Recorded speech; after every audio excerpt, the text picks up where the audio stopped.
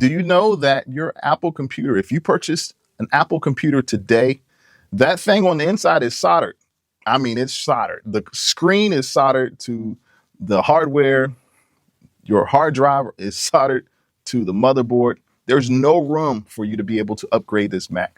And that's kind of sad, right? Especially in 2025. I feel like we should be able to, be flexible and to upgrade. Now, I'm not saying that Apple isn't good and their products aren't second to none, because they are, right? But this isn't something that you're going to hear at a Genius Bar. You're not going to hear this amongst the computer geeks and those who talk about Apple products and those who really champion Apple as a brand and as a technology company. And this is really near and dear to my heart, because I started purchasing Apple products maybe about 15 years ago.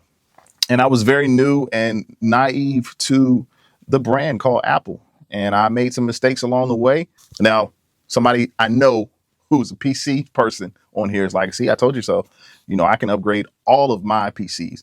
I can go in there, change out my hard drive, change out my RAM, which is great. And Apple used to be able to do that with Apple products. In fact, I have a couple iMacs here that are Intel Macs. Now, Intel Macs allowed you to be able to go into your Mac and to change out your hard drive or interchange your RAM. You can't do that anymore. So you have to be smart about when you go into the Apple store. You have to really know what you're looking for.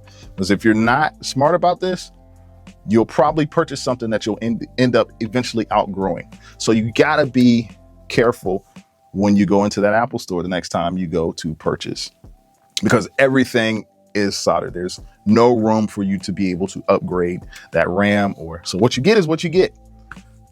And you'll have to buy a whole new machine if you want to upgrade. That sucks, right?